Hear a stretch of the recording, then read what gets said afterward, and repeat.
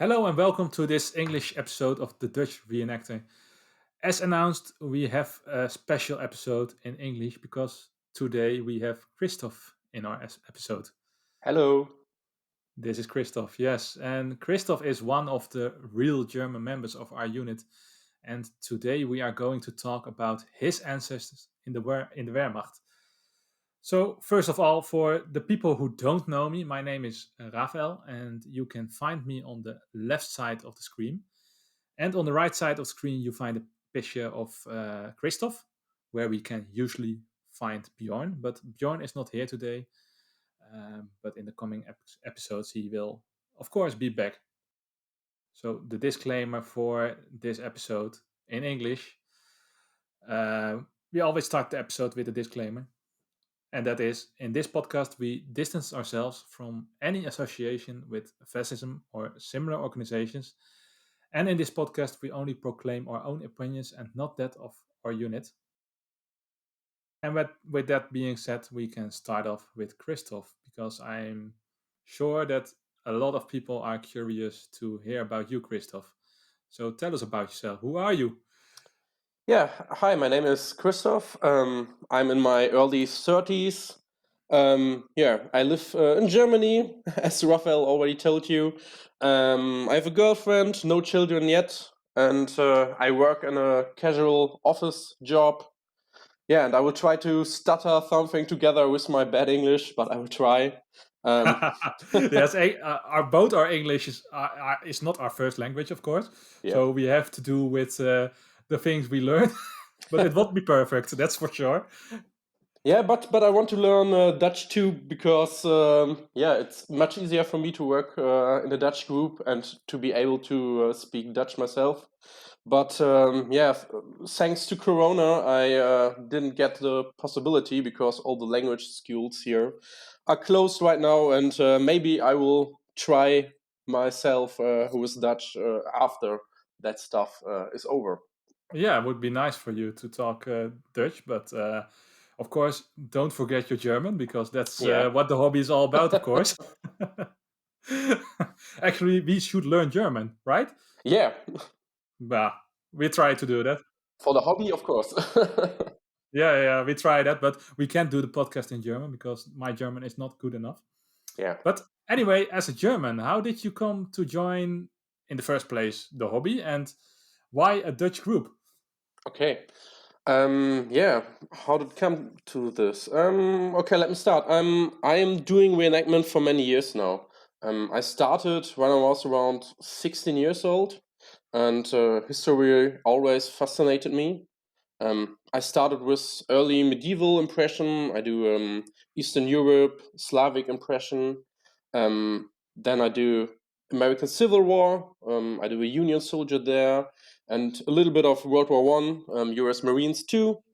And maybe there will come more. I'm having an eye on Napoleonic Age and maybe some Eastern Asian stuff also, but this will be in the far future. That's Um, quite a lot. yeah, that's quite a lot. Maybe this all these ideas comes because of Corona. I'm from time to time I'm getting a little bit interested in stuff that I shouldn't be interested in because I have to do nothing else and reenactment is stop right now. Maybe. How did I come to a German reenactment? During an American Civil War event, I talked to a guy who was already doing World War II German impression, and I found that very interesting. We started talking, and we were talking like the whole event about that for hours. And World War II is a period that always woke my interest. My father is doing some model planes from that era, and so I grew up with it. And yeah, another thing is here in Germany, you find a lot of traces of the war. So Yes, of course, yeah. yes, you have already, or you still have some buildings who still has bullet holes in there from the war, and of course you find a lot of soldiers' graves here around the area, Yeah, and yeah. so this is something which is still can be seen everywhere in Germany. And it even still affects the politics in Germany today. So it's still a topic which is always talked about. Yeah, I can imagine we can fill a whole episode only Yeah. about this topic. And the thing is, you don't learn that much about the war itself in school. You learn about a lot about the war crimes, yes, but not about the war in general. And I always wanted to learn more. I wanted to see more. I wanted to understand more what happened there and how it was like for a German soldier back then. And I always knew some kind of stories from our ancestors who were in the war, and I wanted to know how it was. And Yeah, reenactment was a nice thing to learn more of that, because the hobby forces you to learn more, to do some research and so on. yeah, that's very true. Yeah. Yeah, and after I read about your group, Um, yeah, and I know one guy in the group. I just visited you for one event. Just was watching. I didn't wear a uniform or so, but I was so impressed that everything looked so authentic, and the people were really nice. And so I decided to join your group. Yeah, I can remember that event because you were there with your long beard Yeah, still. yeah, from my Civil War era. Yeah, and it has to be said that you did cut your beard off immediately when you did German reenactment. I mean World War II reenactment, because we have not to confuse your identity as a German and your reenactment as a German. Yeah, But you were already telling something about that it's difficult in Germany. yeah. For the people who don't know, it's not possible to do German World War II reenactment in Germany, right? Yes, it is not possible. We don't do that here. No. So totally never, or private events? Yeah, some kind of. So, where do I start? Maybe with the law. Okay, in Germany, the symbols of the Third Reich are forbidden. I think it's the same in the Netherlands. Kind of, yeah. Kind of, yeah. But there's an exception for educational purposes and stuff like filmmaking, and reenactment could be within this exception. So it could be possible in theory, but in Germany we have a different view on our own history. We just don't really talk about that war, and when Germans would see you wearing that kind of uniform in Germany, they will automatically assume that you are a right-wing extremist or some kind of that, Yeah. because they don't understand what you are doing, and that this is for historical and educational purposes. Um, to get this clear, Germany started the war in violation of the international law, and the Germans and the Wehrmacht committed war crimes. Yes, it is so, and the Germans killed over 6 million Jews. That should not be forgotten, and that should not be denied. But from my point of view, reenactment is an important tool to keep history alive. So especially for World War II, people always say that the catastrophe like World War II, that it should never happen again, and we have to do everything that it won't. But I think if you don't talk about that, and then you can't do it. By just acting like it didn't happen, you can't learn anything about that. And from my point of view, reenactment is an important tool to teach people history. But the Germans don't really understand that. Maybe it's in our mentality, or it's hard to describe. Yeah, but I understand what you mean. I think it Yeah, is because, well, the general opinion, and of course, it's also yeah, true that the Germans started the war and yeah, yeah, did commit these atrocities, and that's why they want to put it away as far as possible. yeah. And the people can't differ. They always think, yeah, you want to glorify the Wehrmacht or so. No, it's not like that. You want to learn more from this by this hobby.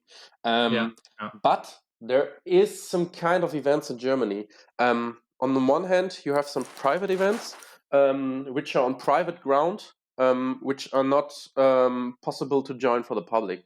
So you can do that. There are some kinds of possibilities to do that, but it's hard to get such large areas where you can really do this. Another thing that sometimes happens are some kind of post-war reenactment. So it's maybe set somewhere short after the war, and then you sometimes have German prisoners or something like that. Oh, Kriegsheimkehrer Yeah, or something. Kriegsheimkehrer, correct. Yeah. But normally for this kind of events, because they are public events, the uniforms are changed, as far as I know. I once spoke to a reenactor who was doing that, and he told me that they have changed uniforms so that there's no swastika on it, just maybe an X or so. Or they really try to avoid that kind of uniform parts, so they're just wearing in the mantle or so, the large coat, and nothing else, and some private or civilian stuff that fits to the era. I understand. Yeah, so it's good for you to be able to participate in the Netherlands to do your hobby. Yes, And earlier you also said you did it also partly because you want to understand what your ancestors went through, and that's correct. of course why we are mainly talking what we are mainly talking about in this episode Hmm. about your ancestors. So Correct. let's start off with your story, or not your story, but the story of your ancestors. Okay. Okay. How should I start? First, I should be said that you are not going to hear any hero stories or so from me. The stories I'm going to tell you here of my ancestors are just stories of normal German soldiers during the war. No, that's okay, because we want to hear the honest stories, the Yeah, reality, and learn from that. and another thing I have to tell you about that is I don't know that much of them.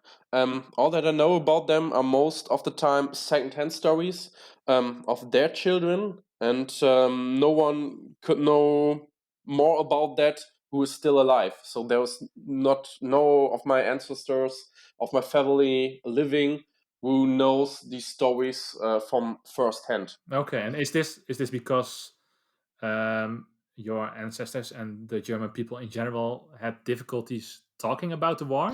Yeah, yeah. Okay. It's they didn't really spoke about this. The only first-hand story you're going to hear is from one of my grandfathers. But he only spoke once about the war with me. Was Okay. just only one time. And even with their children or with other family members, they didn't spoke much about that. If they ever did. Yeah. This generation, they didn't want to talk about that. They and everyone else that lived around that time had seen enough of it. They had seen the horrors of war, and I think they don't want to live through it again and speaking about it. For example, I have a nice example of a friend of mine. He's told me the story of one of his grandfathers, which reflects this mentality really good. So his grandfather was missing some fingers, and his parents and everyone told him always that that he lost it or lost them because he was working in a sawmill.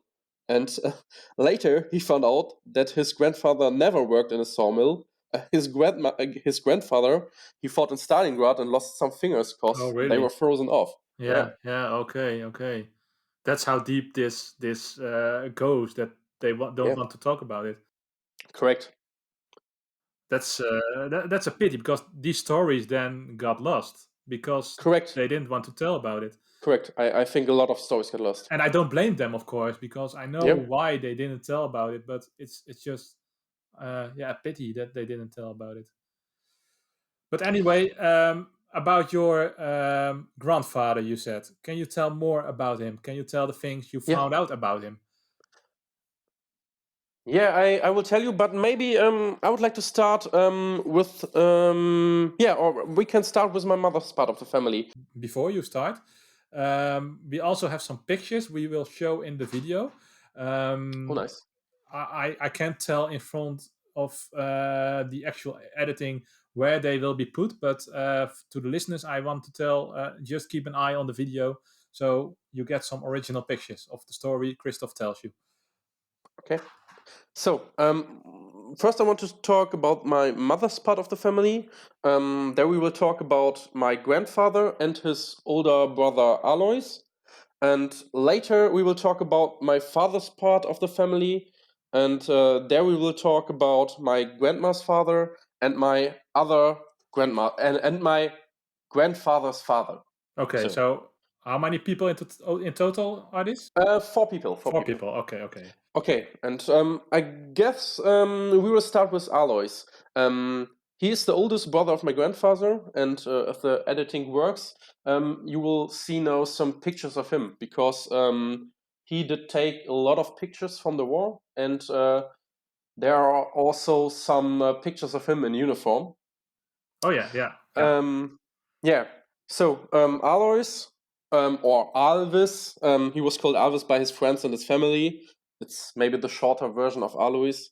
And he was born in 1914, so he was around 25 when the war started.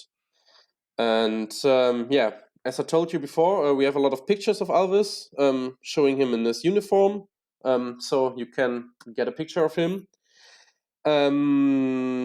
Yeah, furthermore, maybe, I'm not sure if I sent you that, we also have a picture of his parents and even one of his father in his World War I uniform. So he served too in the war, but in the war before that. And yeah, the family of my grandfather, they had 5 children. The first one was Alvis, of who we are talking now. Then there were his younger brothers, Albert and August. Both went missing in the war, and we don't know much about them or anything. I don't know what happened to them. I never found out. And then there was his sister Maria. I got all the pictures of him from her. She wanted to throw them away, and so I took them. And she always carried a small leather etui with the pictures of the 2 missing brothers with her. Maybe we can show that too. And then there was the youngest brother of the family, and this is Laurenz, my grandfather. And we will talk about him later. So, Alvis, he was serving on the Eastern Front. It seems that he was serving in the raid against Poland in the early days of the war, and later served in Russia. You can see that from various pictures. You can recognize the Eastern Europe architecture, and you see some pictures of signs which show the towns in which you were. Thankfully, he made a lot of pictures, so we can show you that impressions. Also, there are some letters from him, but they are all written in Zitterline, and he also has a special kind of writing, so they are very hard to read. Yeah, but we are going to translate them. Yeah, maybe. Maybe we can show them in another episode or so. And yeah, but you can see, or what I found out is that he wrote his mother every day, every year for Mother's Day. So that you can see. Yeah, there are many pictures of graves in these pictures, or in this, yeah, in this mess of pictures. They're from the 14th Company of the Infanterieregiment 92. So I assume that these were some of his fallen friends, and I would assume that he also fought in that unit or was doing his duty together with them, because there are lots of pictures of graves from that unit. And I guess a soldier would take pictures of the graves of his friends and not of some random people. Yeah, that's very probable. Yeah. Yeah. Interesting here is the 14th Company. It was cut from the German books in 1942 and 1943. And furthermore, the whole regiment, it was erased from the books with the note Stalingrad. So maybe my grandfather's brother was present in the fights of Stalingrad too. That could fit to his story, because around the end of 1942, his letters and pictures from the front stopped. Okay. And Around that time, he went into war prison, as far as I know. So it could be possible that he was involved in these fights, or maybe he was captured in some fights before that. yeah, or around Stalingrad somewhere. Yeah. Correct. Yeah, and you also found out on the lexicon of the Wehrmacht, you found out Yeah. that this unit where he served in was around Stalingrad, right? Correct. Yeah. Yeah. They were fighting there, and I guess the whole unit was destroyed. I don't know how much people survived of that unit. So did you Yeah. did you say he probably got captured, or did I understand that wrong? He got captured. Yeah, he was in Russian war prison ship, Okay.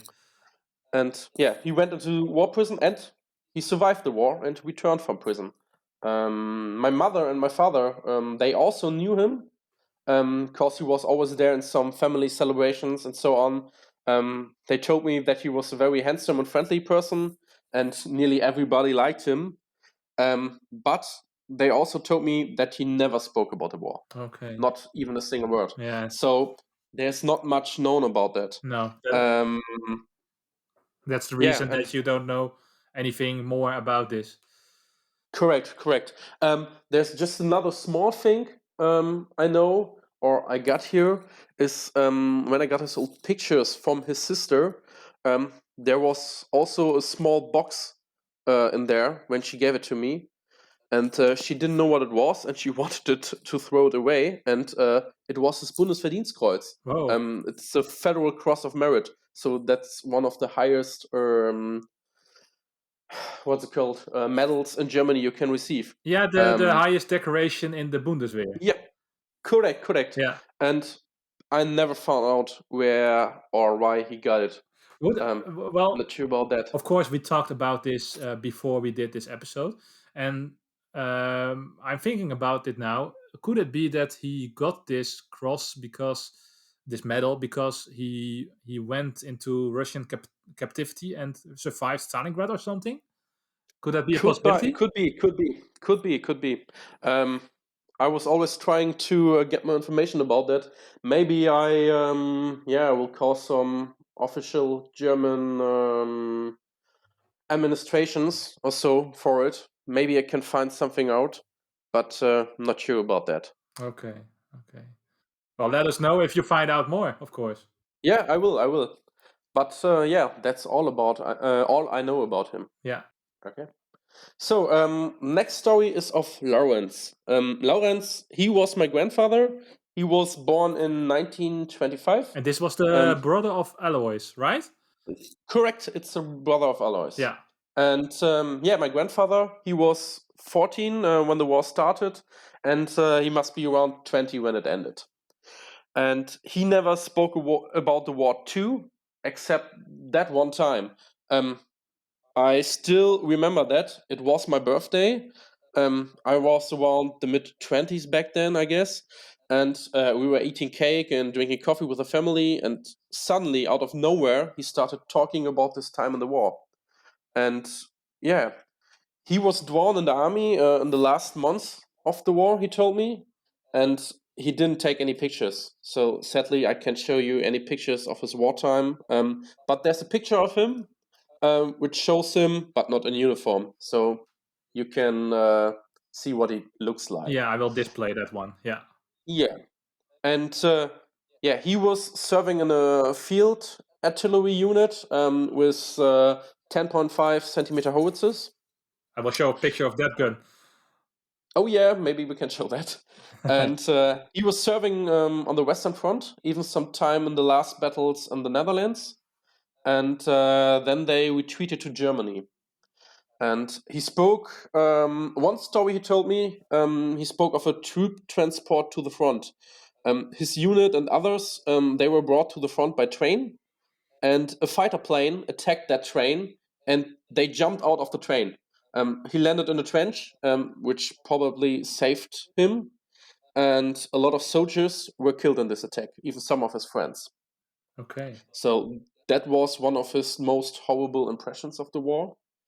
And he didn't talk much about the fights they had, but he told me about the last battle they had.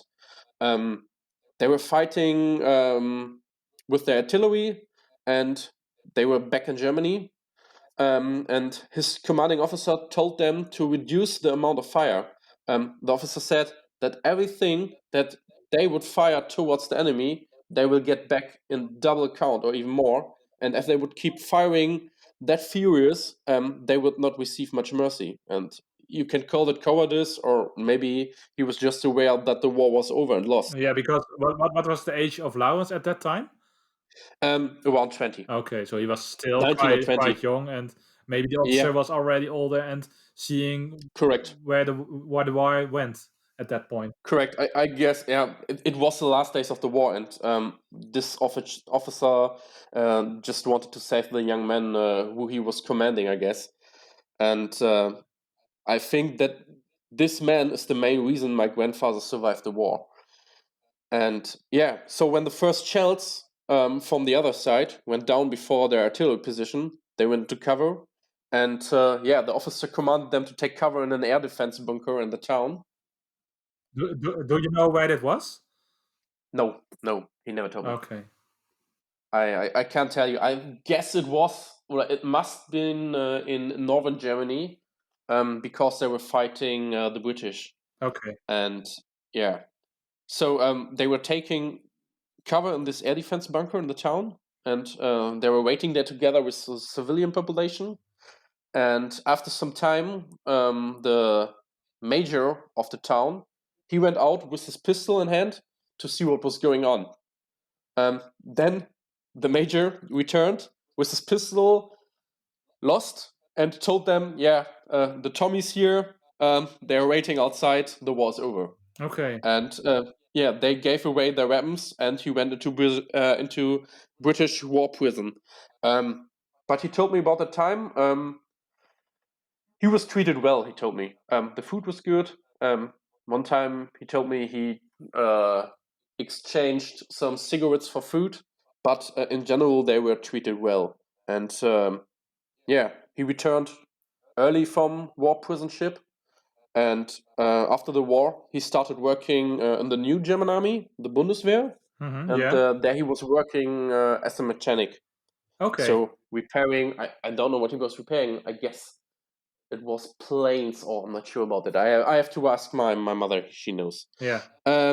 Yeah, but all the time I talked with him, not yet about the war or so, but you can really hear out that he hated the Nazis. So every time there was news about neo-Nazis on the television or the radio, he got really angry. And I can understand that, because you have to imagine they took both of his brothers, they took some of his friends.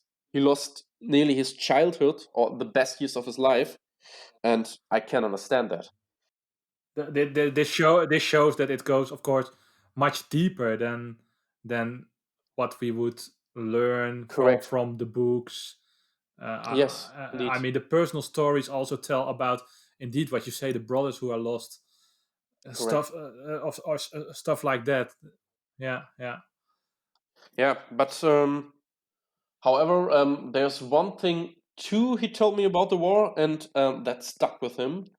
That was they were singing a lot. They were singing very often during the wartime, and he liked that a lot. And after the war, he joined a men's singing group and stayed there until he died. He was very Okay. pleased with this. He liked it, and yeah, he told me they were singing really, really a lot, maybe to get a good morale in the troop or so. So for the German reenactors out there, sing more.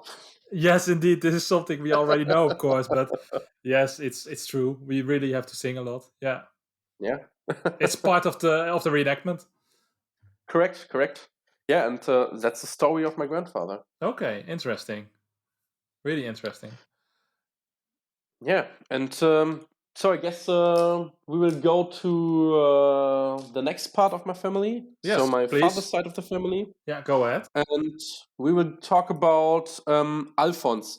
Alfons is the father of my grandfather. Okay, yeah. So the father of Aloys and Laurenz. Yeah. Yeah. No, I'm wrong. No, not that part of the family. Of my father's of course, the side of the family. Oh, father's Yeah, side, correct. yeah. And I get that wrong. No, Alfons is my grandmother's father, and he fought during the war. So my grandfather, from my father's side of the family, he was too young to serve in the war. He was born in 1936, so he was way too young. He was a child in the war. Yeah. So there's no stories about him to tell, but about his wife's father, so my grandmother's father. That's Alfons. And Alfons took some various pictures too that also exist, and which I hope you will see right now. There is also a greeting card from Russia, which we can show maybe. There's just greetings from Russia written on it. And he was serving obviously on the Eastern Front. Sadly, I don't know how he looks like, so I can't tell you if he's on one of those pictures. I never knew. I never talked about that with my grandmother. I guess she didn't really remember too. Because she was very young when he passed away. Okay.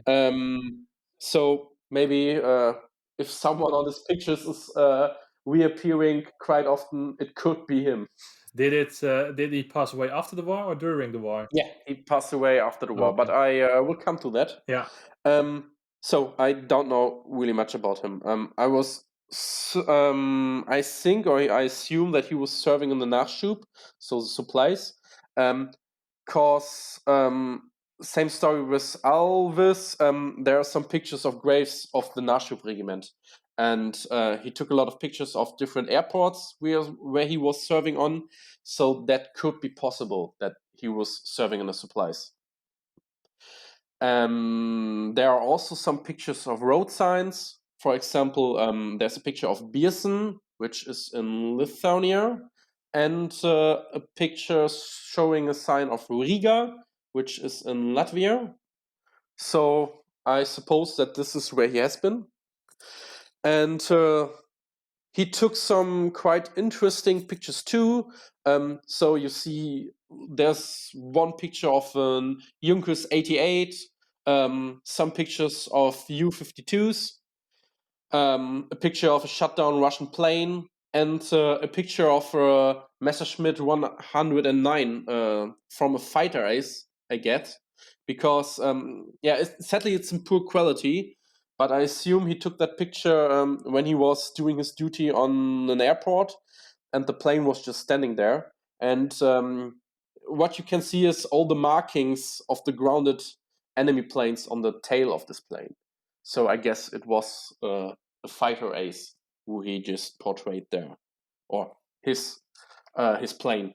Yeah, he I think so portrayed. too, because these aces, they had the markings of shot down enemy planes on their tail, right? Correct. Yeah. Yeah. And there's not much to tell about him. Only the last pictures I have from him are from 1942 in a hospital. I knew that a grenade wounded him, and they managed to rescue him, but he had a lot of splinters from that grenade still in his body, and one of them was close to his heart, and it was wandering to his heart, and it reached his heart, and so he died from that. And it was just a few weeks after the war ended, so Oh it was in wow. 1945. Oh, that's terrible. Yeah, that's terrible. So he basically he survived the war, but just for 4 weeks, some weeks, and then he passed away. Ah, that's really terrible. Yeah. Yeah, and that's all I know about him. Yeah. So because of the time, we have to go on to your last ancestor. Yeah, But the stories you told already are, well, how do you say this? It's also terrible to hear some parts, but it's yeah, good to hear it and to learn from this, that this is not just reenactment is not just a fun game. It correct. always it also has these stories behind it, and we should always remember that. Yes, and yeah, not as you hear it out. No heroes or so, just normal men who just wanted to survive that war. Yeah, yeah, And they had families, they had children, and yeah. yeah. That's true. Yeah, yeah. So tell us about your last ancestor. Okay, my last ancestor is Bernhard. Bernhard is my grandfather's father, from my father's side of the family. Bernhard, he was a coal miner, and he didn't have to serve as a soldier because he was working in a war important job because the coal was needed for the German war industry. And when the war reached his hometown here in Germany, he was forced to serve in the Volkssturm. So his hometown, it lays behind a group of large hills, a sickly wooden ridge. It's known as the Teutoburg Forest, the Teutoburger Wald. And on that ridge, his own house was standing, which still exists today. And there was most of the heavy fighting in this rural region was around that town here. And this position, it was held by a fanatical, dedicated force of German officers, cadets, and their instructors. They were from the officer school in Hanover, and they were making their last stand here. And on the 2nd of April, I know that because there are a lot of reports about this battle. The 3rd Monmouthshire Battalion, together with the 11th Armoured of the British Army, they were advancing to the ridge to get into the town. And a small group of Volkssturmmen, in which my grandfather was, they approached the leading tank and they destroyed it with a Panzerfaust. The tank was immediately burning, and the Volkssturm, they immediately ran away. They retreated directly, I guess in fear of what would happen next.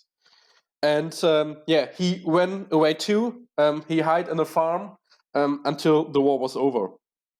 And he never told his children and his grandchildren who shot the tank.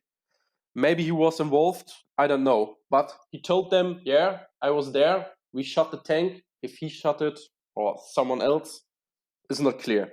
But the fighting, it still went on. So I cannot tell you more about Bernhard, but about the fighting that was happening there. Yeah, yeah. So because I'm curious what happened to the officers. Not sure. So I can tell you a little bit. The fighting, it still went on. The British, they suffered very heavy losses. You can find a lot of articles about that, and I guess even some books. The fightings, they were so heavy that on the 3rd of April, so on the next day, there was a short truce between the two sides, and the both sides, they were allowed to gather all that many dead and wounded people.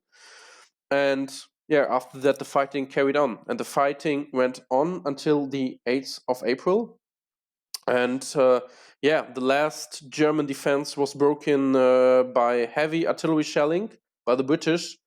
And after that, they stormed the forest with flamethrowers and killed the last defenders. That's something Bernhard talked about because he found some of the dead people, and he told his son that they must have died a horrible death. And I guess they were fighting very fanatically, and the British, they didn't have any other choice. And there's also some I have a short except from a British sergeant. He recalls that fight, and maybe I can read this to you, just a few sentences. Yes, of course. Go ahead. He told, this town remains in my mind as the most horrible experience a tank troop leader could undergo while supporting infantry. It was so frustrating for us and so demoralizing for the PBI. As far as military tactics go, it emphasized that you could so easily be seen and heard when on the move. My troop was sent forward to assist the A Squadron, who were losing tank commanders rapidly. My squadron leader, Major John Ward Harrison, finished his orders to us with the words, "For God's sake, be careful. Do what you can. I did account for 5 snipers whom I spotted through the thick swirling smoke. We may have killed or injured others since we fired at every possible point where they might be located. We used both our main gun and the heavy machine guns. The infantry casualties mounted. Our troop fired smoke and sprayed the area. We loaded all the casualties on the tanks and withdrew, feeling we had achieved very little. So that's what he talked about that fighting. So it must be very, very heavy. Yeah, so it's really lucky that Bernhard survived this. Yeah, I guess he was intelligent enough to run away. Otherwise, I think he would be killed in there. Yeah. So you still find a lot of soldiers' graves around that area here of these fightings. And yeah, one example of how heavy the fights were is his house, which, as I said before, still stands today. After the fights ended, my grandfather, he returned to his house. It was the only house standing on there back then, and it was original built from bricks. And today it has a plastered outside. So there were so many holes in it, and it wasn't even recognizable as a house. So he gathered everything together he could find, put it in the holes, and plastered it. And yeah, he told me that the defenders seem to have used it as a defense point for the flak they positioned next to to his house. They used the flak to fire down on the approaching tanks, and yeah, so that position was fired very heavy. And yeah, there was not much left about that. But still the house remains standing. Yeah, because he put everything together he could find and rebuild it as far as he Yes, could. yes. I can maybe show a picture of this house. Maybe I can take one, Yes, yes. but I don't have an old picture of that. It's very modern. No, of course, but it would still be nice for our listeners and right now also viewers to maybe Yeah, see I this will. I house. will see. I have to ask my neighbor because it's his house now. Oh, it's not in your family anymore. He's in my family. He's another part of the Oh, family. okay, I understand. Yeah, yeah, yeah. So, Christoph, I really want to thank you for sharing these stories with us. I think they are really valuable for our hobby. And Yeah, of course, if you find anything out more, please share with us. I will share it. Yeah, And so this is the end of this episode. So I'm thinking maybe there are people listening to this episode who also have stories about the war, and I want to ask these people, please share your stories because it's so important that these stories get shared because before they become forgotten. So please share your stories in the comments below. And also, we would appreciate it that if you liked this video, that you hit the like button and subscribe to our channel. It would help us a lot. And mainly, we are a podcast where we speak Dutch, but we hope to also do in the future some more English episodes. But it's not our main business, so we can't guarantee it. So everybody, thanks for listening. For more information about our Dutch group, our Dutch reenactment group, we would advise you to go to volksgrenadiere.nl. The website is in Dutch, English, and German, but the main part is in Dutch and German. The English part is not as important for us. But if you want to become a member, you can look there. We have Dutch members and also German members. So you can look on that website to find more information about this. So, again, thanks for listening and see you next time.